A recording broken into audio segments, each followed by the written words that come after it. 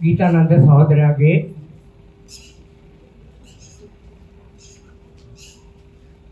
ඥාතීනි සමාජවාදී සමානතා පක්ෂයේ ප්‍රධාන ලේකම් දීපල් ජයසේකර සහෝදරවරුනි සහෝදරියනි මිත්‍රවරුනි පසුගිය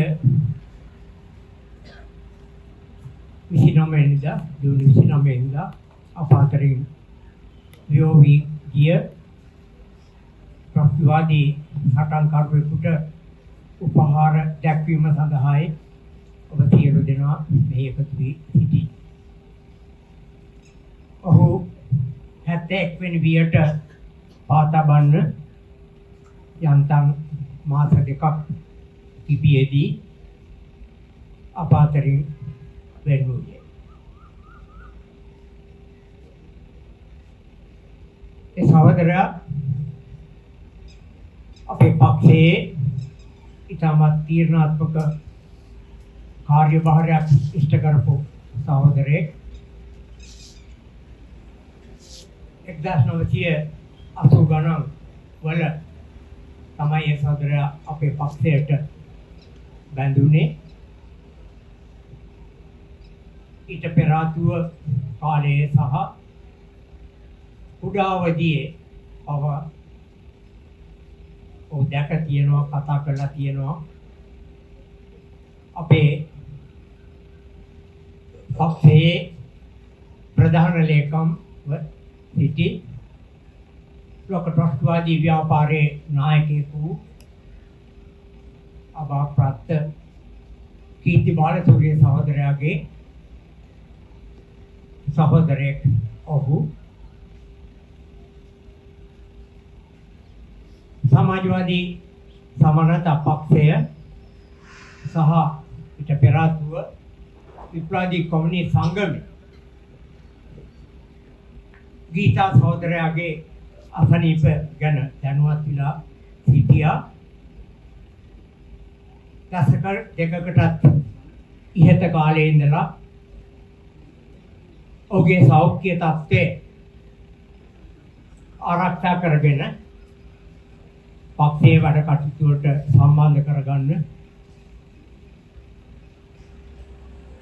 සමාජවාදී සමානතා පක්ෂයත් අපේ 4 වෙනි ජාත්‍යන්තර කමිටුවේ සහෝදරවරු වැඩ කරලා තියෙනවා.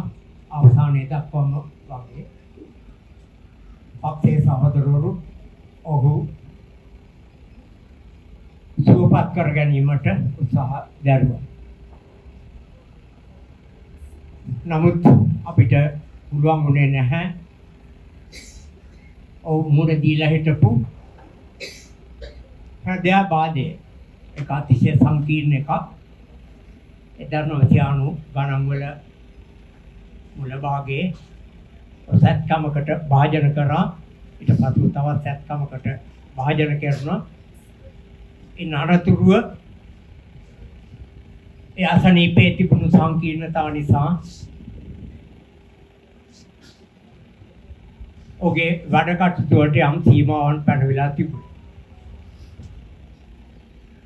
එසේ වුවත් අපි සඳහන් කරන්න ඕනි විප්ලවීය කොමියුනිස්ට් සංගමයට 1980 ගණන් වල බැඳෙන්නත් පෙර ආතුව පක්ෂයේ වැඩ කටයුතු වලට සම්බන්ධ වුණා. ඉන් පසුව අපේ පක්ෂයේ සහෝදරු වගේම සාකච්ඡාවන් වලට සම්බන්ධ වෙන්න, ඒවා සංවිධානය කරන්න, පක්ෂයට සමාජිකයන් දිනා ගන්න මේ වැඩ කටයුතු වල අතිශයින්ම බැරරුම් ආකාරයකට නිරත වෙලා හිටියා. ඔහුගේ සෞඛ්‍ය තත්ත්වය නොතබා. ඔහු අසනීප වුණාම අවශ්‍ය වුණා ඉක්මනින්ම සනීප කරගන්න. පක්ෂයේ වැඩ කටයුතු වලට ඉතාමත්ම ලැබිව හිටපු ඔහු ඉතා ඉක්මනින් ඒ වැඩ කටයුතු වලට සම්බන්ධ වෙන්න ඕනිකම තිබුණ නිසා.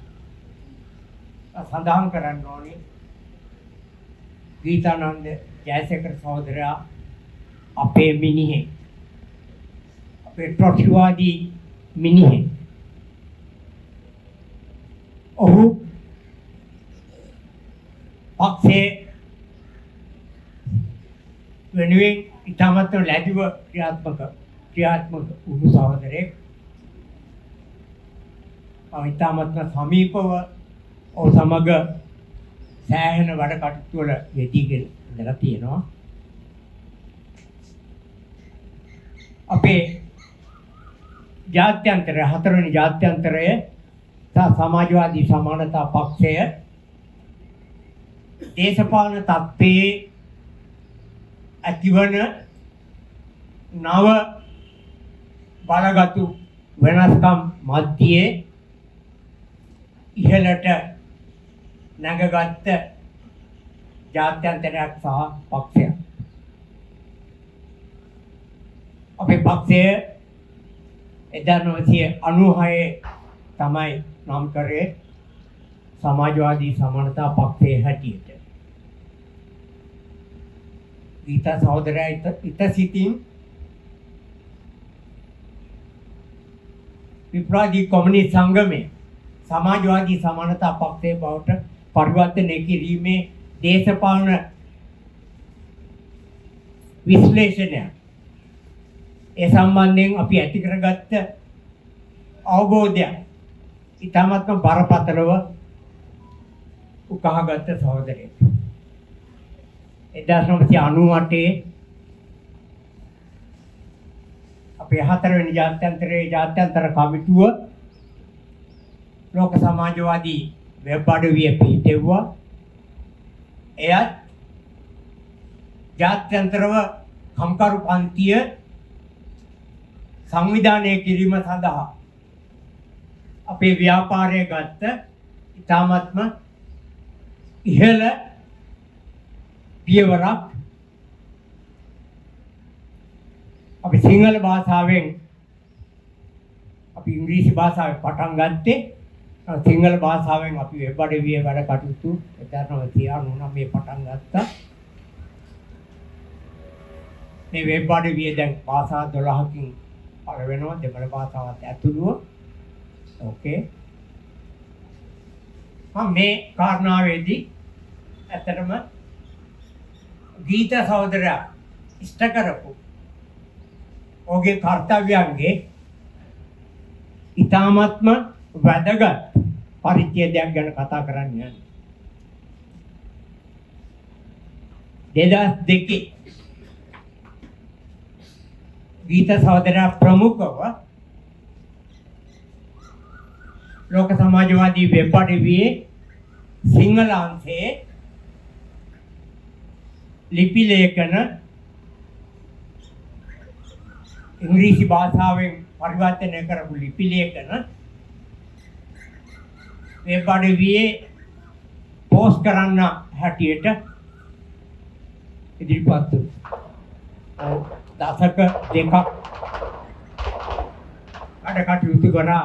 ඒ වැඩ කටයුතු වල තම සමීපව වෙබ් අඩවියේ ලංකාවේ පත්‍රු සහෝදරයා සහ ඔහු සමග සහයෝගීව කටයුතු කරන අනෙකුත් සහෝදරුත් එක්ක මම හිතන්නේ පහුගිය දශක දෙකේ ගීතානන්ද ජයසේකර සහෝදරයා වැඩිපුර ලෝකයට පෙනෙන්නේ නැතුව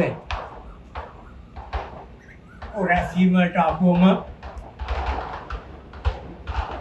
පහුගිය අවුරුදු 4ක් විතර කාලේ කොවිඩ් වලට පසුව කාලේ ඇරෙන්න ඊට පෙර ආතුව අපේ රැස්වීම සංවිධානය කරපු එතන ඉන්න සහෝදරයා අපේ සහෝදරුත් එක්ක සමීපව සම්බන්ධකම් පවත්වලා තියෙනවා. කෙසේ නමුත් ඔහු මේ ඉෂ්ට කරපු කාර්යභාරය ලෝකෙට එහෙම පෙනුන්නේ නැහැ. මම ඒ කාරණාව සඳහන් කරන්න ඕනි. ලෝක සමාජවාදී වෙබ් අඩවි දිනපතා පළ වෙනවා. ඉංග්‍රීසි භාෂාවෙන් තවත් භාෂා ගණනාවකින් පළවෙනි. ලිපි ලියන සහෝදරවරු ඉන්නවා. ඒ වගේ සෝදුපත් බාන සහෝදරවරු ඉන්නවා.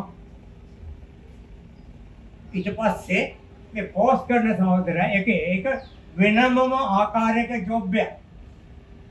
මම ගීතානන්ද සහෝදරයත් එක්ක සමීපව වැඩ කටයුතු කරලා තියෙන සඳහන් කරන්නේ ඒ සහෝදරයට ගියාම ලිපි ලේඛන ඒ සහෝදරයා ඊටම සමීපව මාත් එක්ක කතා කරනවා. මේකේ මේ වැරද්ද තියෙනවා සහෝදරයා, මේ වචනේ හරි නෑ නේද? ඒ සහෝදරයට බාර නෑ සෝදුපත් බැලීම. ඒ සහෝදරයට මේ අවධාරණය කරත් ඒ සහෝදර කියනවා නෑ මේක මෙහෙම දැම්මොත් අපේ වෙබ් අඩවියට හානියක් වෙනවා. අපි ඉංග්‍රීසි භාෂාවෙන් පරිවර්තනය කරපු ලිපියක් යවුවොත්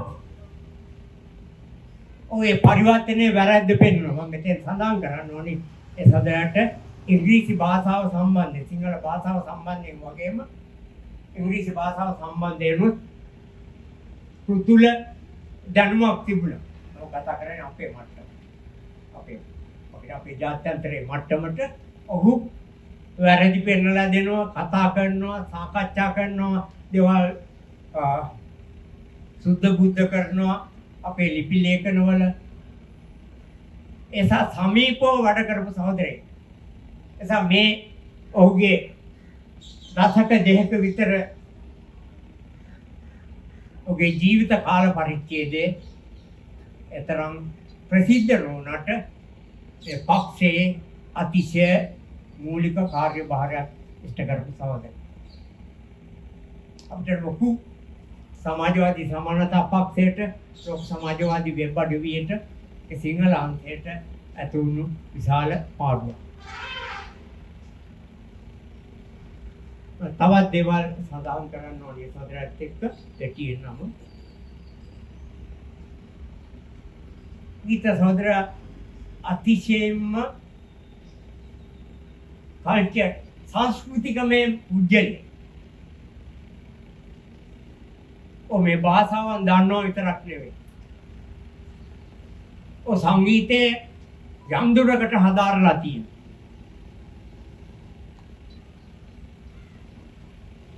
මාත් එක්ක වාද කරලා තියෙනවා සමහර බීතෝවන්ගේ සහ අනෙක් අයගේ වාදන අහලා නැත්තම් ඒවා අහන්න. ඉන්දියාවේ ඉන්න ඉතාමත්ම ප්‍රබල තබ්ලා වාදකයෝ සම්බන්ධයෙන් අපිට සඳහන් කරනවා මෙයා බලන්න ඕනි, මෙයා අහන්න ඕනි ඒ විදිහට. හරි ප්‍රියතම සහෝදරයෝ. ඒ පැත්තේ අතිශයින් සංස්කෘතික. පක්ෂයේ සහෝදරවරුත් එක්ක අතිශය ලෙන්ගත සම්බන්ධතාවයක් පවතිනවා. ඒ වගේම අනිත් පැත්තට